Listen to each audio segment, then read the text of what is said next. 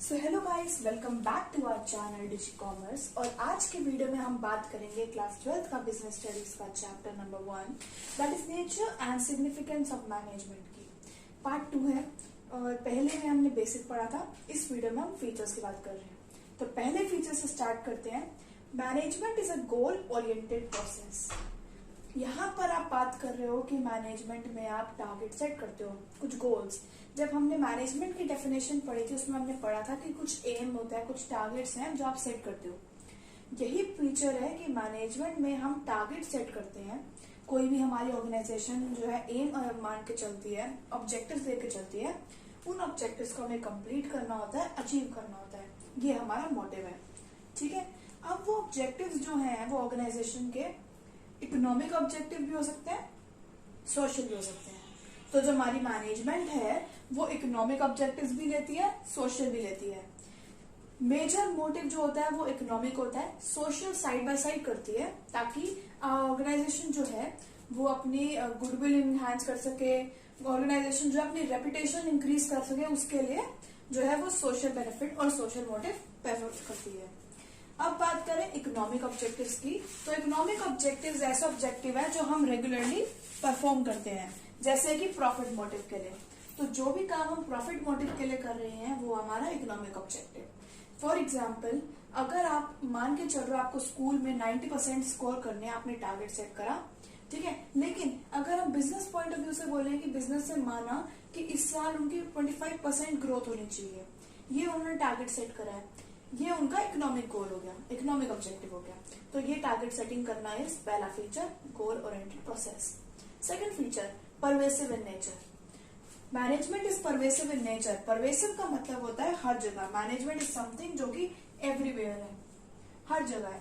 तो management is everywhere, यानी चाहे वो स्मॉल स्केल कंपनी हो, लार्ज स्केल बिजनेस हो, चाहे वो माइक्रो लेवल हो, मैक्रो लेवल हो, चाहे वो एक कंट्री हो, इंडिया में हो, चाहे वो चाइना में हो, चाहे वो पाकिस्तान में हो, चाहे वो एशिया के किसी भी कंट्री में हो, हर जगह मैनेजमेंट की रिक्वायरमेंट है।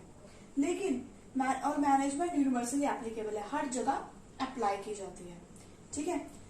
वो चाहे top level, middle level, subordinate level, किसी भी लेवल की बात करो, लेकिन मैनेजमेंट इज समथिंग जो कि हर जगह पाई जाती है। नेक्स्ट फीचर पे चलते हैं। Third point, management is a continuous process.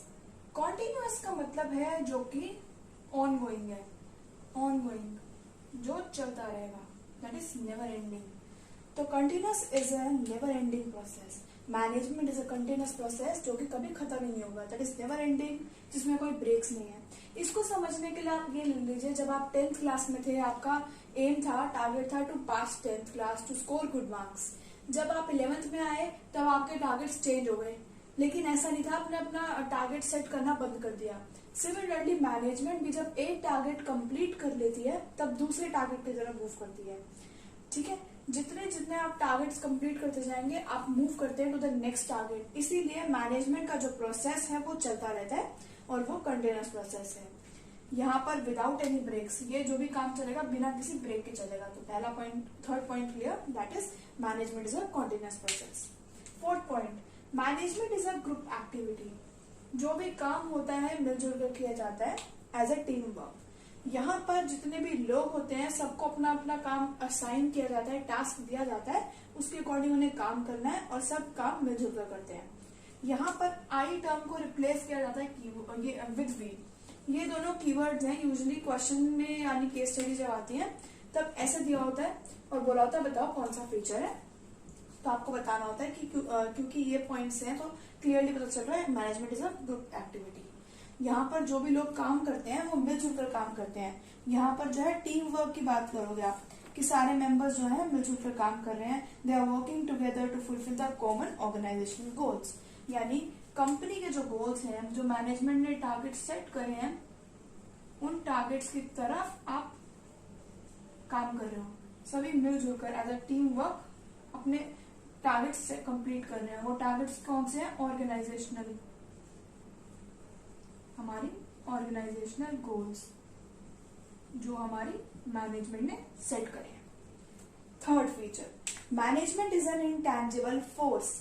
Intangible का मतलब होता है जो ऐसी चीज जो आपने देखी ना हो या टच ना करी हो, दैट मीन्स आपने जिसको सिर्फ फील किया है।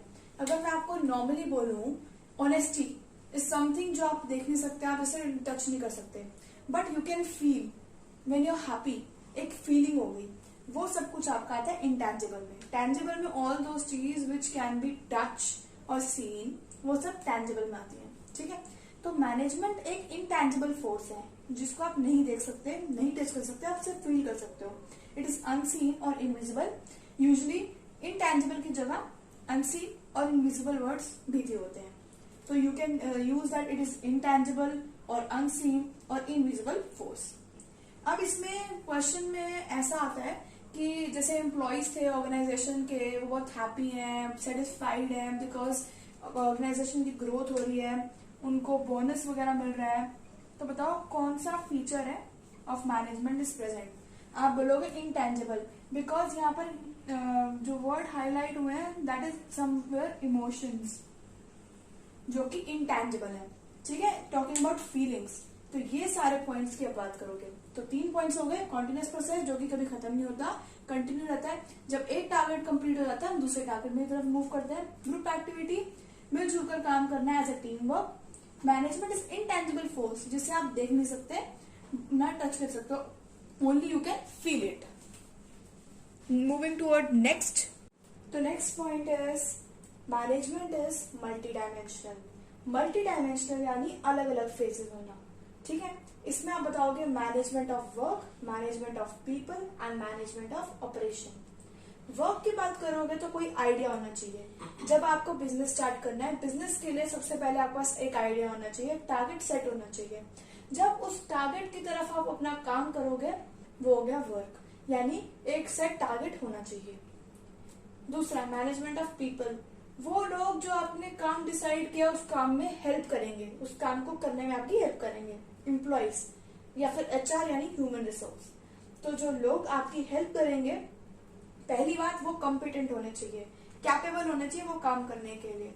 इसका मतलब जो आपने लोग हायर करे हैं वो एकदम सही होने चाहिए। इस प्रोसेस को कहते हैं स्टाफिंग। जब आप नेक्स्ट आने वाले चैप्टर्स में पढ़ोगे व्हाट इज स्टाफिंग। अभी के लिए finding right person for the right job. आपको जॉब पता है, उस जॉब के लिए एकदम सही पर्सन को चूज करना इज कॉल्ड स्टाफिंग। तो आपकी ऑर्गेनाइजेशन में जो पर्सन जो आप काम कर रहा है वो कॉम्पिटेंट होना चाहिए, कैपेबल होना चाहिए doing the work. Next thing management of operation.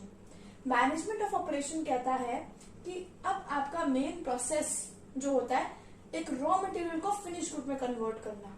जो भी आपके रॉ मटेरियल्स थे कैसे उसको फिनिश गुड में कन्वर्ट करते हो वो कहता है मैनेजमेंट ऑफ ऑपरेशन। अब इन तीनों को समझने के लिए एक एग्जांपल है बिस्किट का।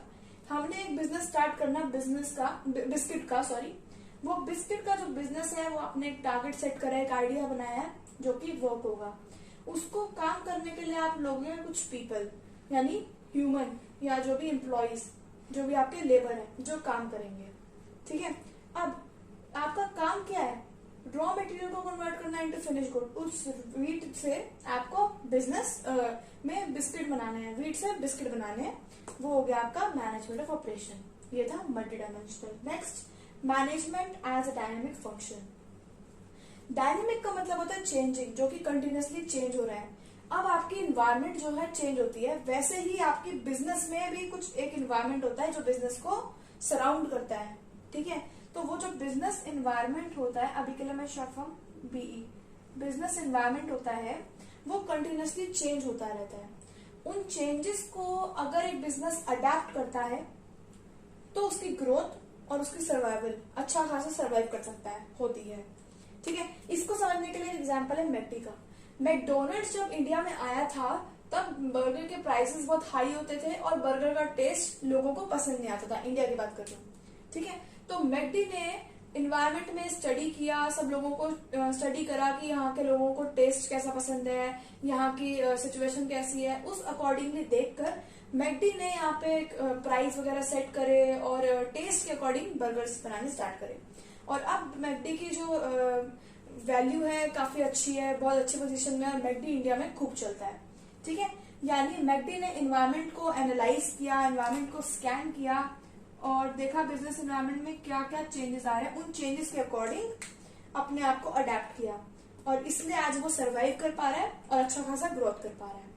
अच्छा, इसको समझने के लिए एक और एग्जांपल है नोकिया। साइड में नोकिया।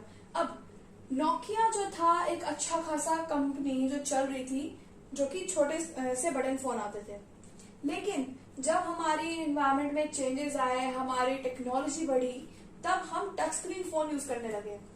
अब मार्केट में टच स्क्रीन फोन की वैल्यू ज्यादा है, जिस चक्कर से नोकिया जो है कंपटीशन से बाहर हो चुका है। क्यों? क्योंकि नोकिया ने अपने उस टाइम पर चेंजेस नहीं किए थे। उस टाइम पर जब सब लोग अडेप्ट कर रहे थे, नए नए टच स्क्रीन फोन की तरफ जब मूव कर रहे थे, उस टाइम पे नोकिया जो था अपने फोन्स पर स्टिक था, बटन फोन पर। लेकिन अब चेंजेस कर रहा है, तो उस टाइम पर भी उन्होंने चेंजेस को अडेप्ट नहीं किया था। अल्टीमेटली वो उस रेस से, उस कंपटीशन से बाहर हो गए थे। अब वो वापस उस कंपटीशन में आने की कोशिश कर रहे हैं, तो फिर से वो अडेप्ट कर रहे हैं एज पर द चेंजेस।